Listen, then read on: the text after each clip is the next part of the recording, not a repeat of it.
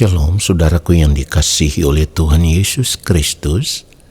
Mari kita sungguh-sungguh siapkan hati. Kita akan masuk dalam doa syukur hari ini.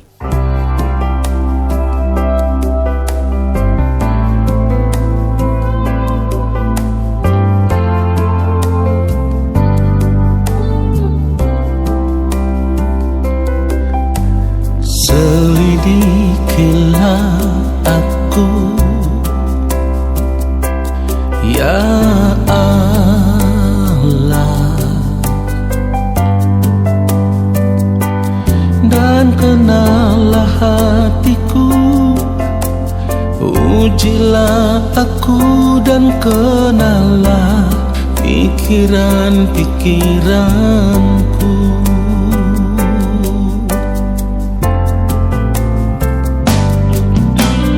Selidikilah aku,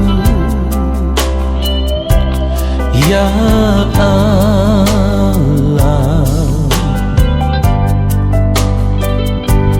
dan kenallah hatiku, ujilah aku dan kenallah pikiran-pikiranku.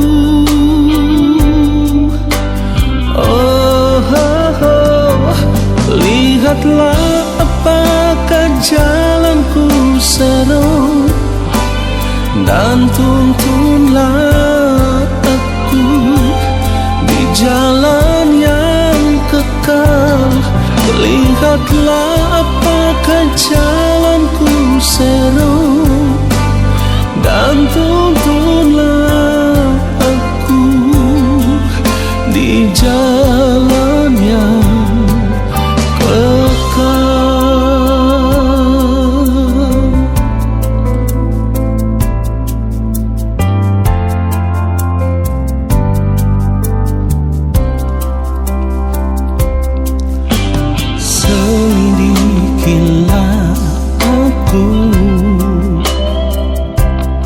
ya Allah, dan kenallah hatiku, ujilah aku dan kenallah pikiran-pikiranku.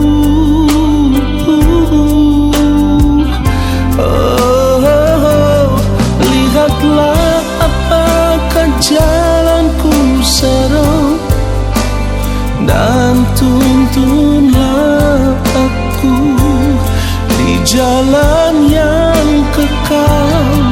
Lihatlah apakah jalanku seru, dan tuntunlah aku di jalan yang kekal.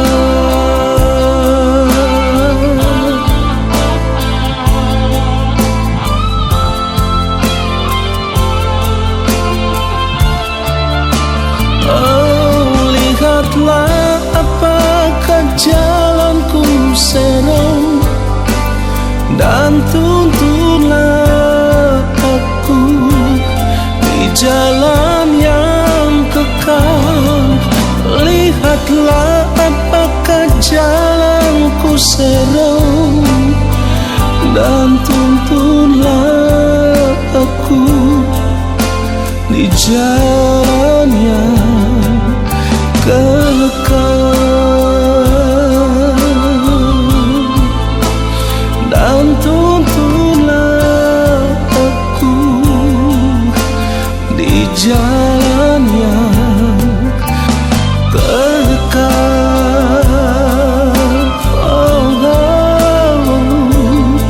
Dan tuntunlah aku di jalan yang kekal.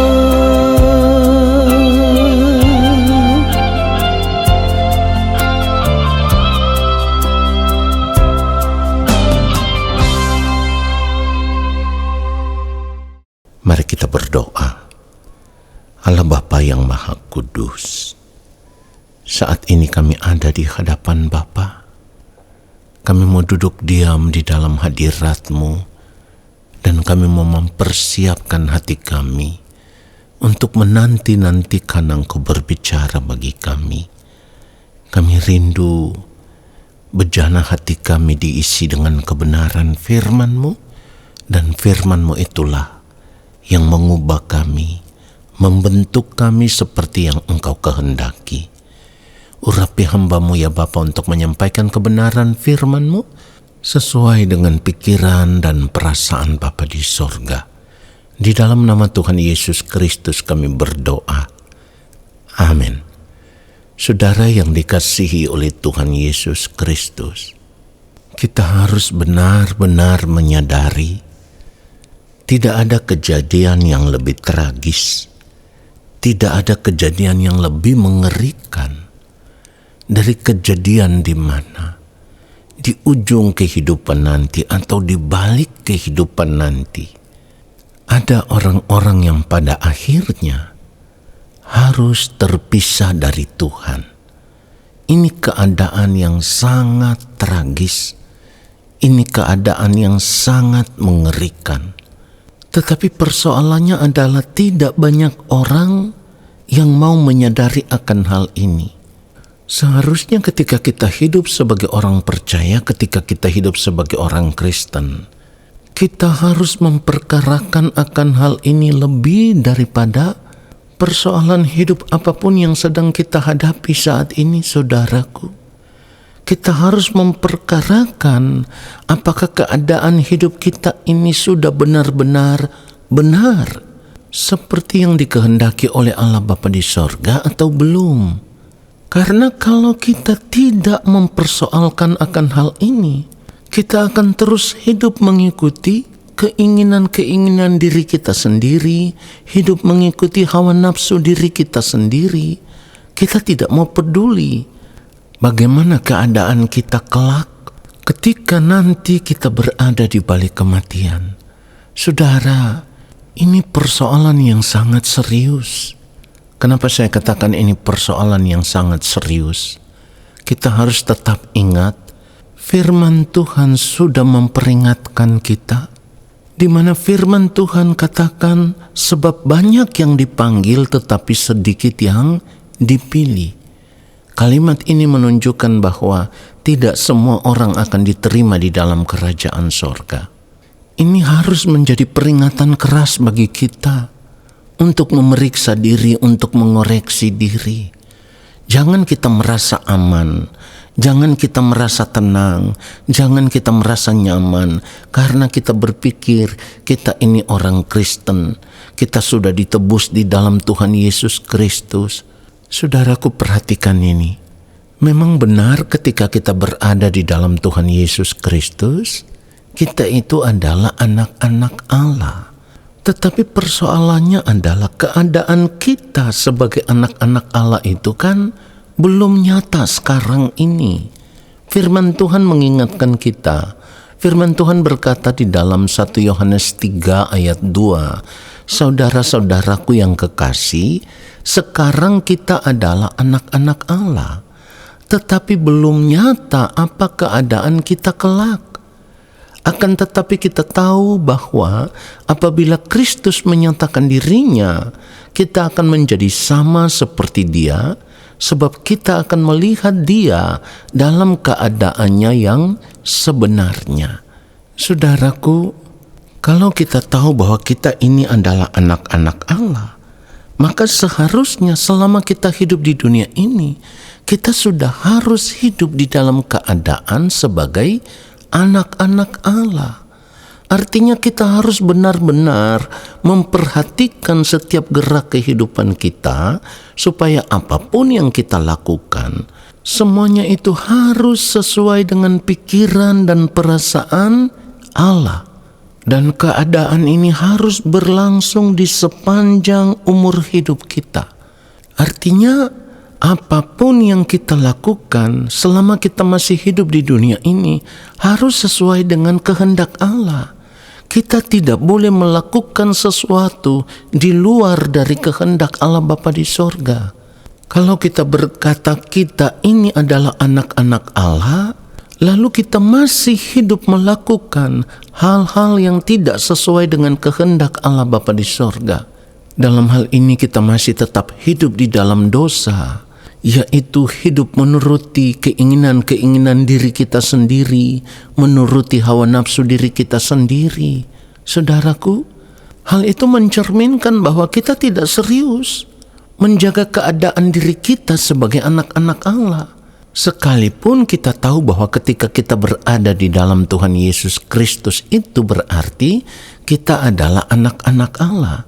Tetapi kita harus berjuang untuk tidak berbuat salah lagi, tidak hidup lagi di dalam dosa. Sebab orang yang masih hidup di dalam dosa itu dapat dipastikan ia bukan anak Allah. Perhatikan apa yang firman Tuhan katakan di dalam 1 Yohanes 3 ayatnya yang kelima dikatakan, dan kamu tahu bahwa ia telah menyatakan dirinya, maksudnya Tuhan Yesus sudah menyatakan dirinya, supaya ia menghapus segala dosa dan di dalam dia tidak ada dosa. Kalau dikatakan di dalam dia tidak ada dosa, itu artinya ketika kita berada di dalam Tuhan Yesus Kristus sebagai orang percaya, sebagai orang Kristen, kita tidak boleh lagi hidup berbuat dosa. Ini wajib. Saya ulang sekali lagi, ini wajib. Ketika kita mengaku diri sebagai orang Kristen, sebagai orang percaya, seperti yang firman Tuhan katakan, kita tidak boleh lagi berbuat dosa. Perhatikan, 1 Yohanes 3 ayat 6, karena itu setiap orang yang tetap berada di dalam dia tidak berbuat dosa lagi. Setiap orang yang tetap berbuat dosa tidak melihat dan tidak mengenal dia. Saudaraku, ini artinya sekalipun saat ini kita mengaku diri sebagai orang Kristen atau sebagai orang percaya, tetapi kita masih tetap hidup berbuat salah, berbuat dosa, atau hidup di dalam dosa, maka cara hidup yang demikian adalah sama dengan cara hidup orang-orang yang tidak mengenal Allah. Dan cara hidup yang demikian pada akhirnya akan membuat kita terpisah dari Allah. Atau seperti yang firman Tuhan katakan, kita tidak akan melihat Allah, saudaraku. Inilah yang saya katakan di awal. Keadaan yang sangat tragis, keadaan yang sangat mengerikan itu adalah keadaan di mana di akhir kehidupan nanti, di balik kematian nanti, ada orang-orang yang harus terpisah dari Allah. Kenapa terpisah dari Allah? Karena selama hidup di dunia ini, mereka tidak benar-benar berjuang untuk menjaga keberadaan mereka sebagai anak-anak Allah. Mengaku diri sebagai anak-anak Allah, tetapi dari cara hidupnya, apa yang mereka lakukan itu menunjukkan bahwa mereka bukan anak Allah. Sebaliknya mereka adalah anak iblis. Saya katakan sekali lagi, anak iblis. Jadi kalau saudara tidak mau berjuang menjaga keadaan hidupmu sebagai anak-anak Allah, saudara masih tetap hidup melakukan hal-hal yang tidak sesuai dengan kehendak Allah Bapa di sorga. Keadaan itu akan menjadikan saudara sebagai anak iblis. Saudara perhatikan itu? Apakah yang saya katakan ini terlalu keras? Tidak. Memang firman Tuhan berkata seperti itu. Perhatikan ini. 1 Yohanes 3 ayat 8. Barang siapa tetap berbuat dosa, saya ulang sekali lagi, barang siapa tetap berbuat dosa, perhatikan, berasal dari iblis. Sebab iblis berbuat dosa dari mulanya. Untuk inilah anak Allah menyatakan dirinya, yaitu supaya ia membinasakan perbuatan-perbuatan iblis itu. Saudaraku, di sini kita bisa mengerti. Ketika Tuhan Yesus sudah menyatakan dirinya menebus kita dari segala pelanggaran salah dan dosa, itu artinya kita sudah dibenarkan supaya kita bisa dikembalikan menjadi anak-anak Allah. Tetapi kalau kita masih tetap berbuat dosa, maka hal itu sama dengan kita menarik diri dari keselamatan yang sudah kita terima di dalam Tuhan Yesus Kristus, lalu kita kembali menyerahkan hidup kita ke dalam tangan iblis atau ke dalam tangan kuasa kegelapan. Saudaraku, kalau kita memiliki keadaan hidup seperti ini, Kita tidak bisa mengklaim diri kita sebagai anak-anak Allah. Orang yang masih hidup berbuat dosa, seperti yang firman Tuhan katakan, dia anak iblis. Atau dengan kata lain, dia pengikut iblis. Nah, di sini kita harus sadar, menjadi pengikut iblis berarti pada akhirnya akan terbuang ke dalam api kekal bersama-sama dengan iblis, sebagai pengikut iblis. Firman Tuhan katakan di dalam Matius 25 ayat 41. Dan ia akan berkata juga kepada mereka yang di sebelah kirinya, enyahlah dari hadapanku, hai kamu orang-orang terkutuk, enyahlah ke dalam api yang kekal yang telah sedia untuk iblis dan malaikat-malaikatnya. Saudaraku, ini yang saya katakan di awal tadi. Tidak ada hal yang lebih tragis, tidak ada hal yang lebih mengerikan ketika pada akhirnya ada orang-orang yang harus terpisah dari Allah.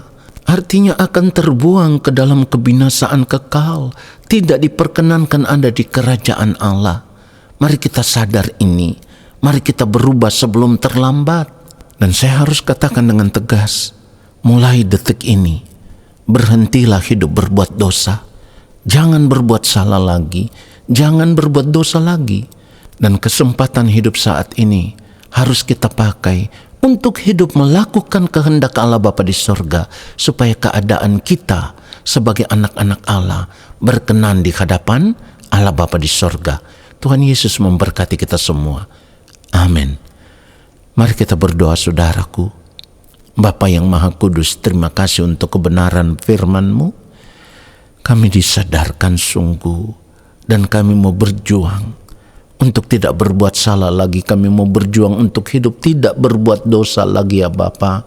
Kami mau berjuang untuk hidup benar di hadapan-Mu, hidup benar-benar suci, benar-benar kudus, hidup hanya untuk melakukan apa yang menjadi kehendak-Mu ya Allah di sepanjang hari hidup kami.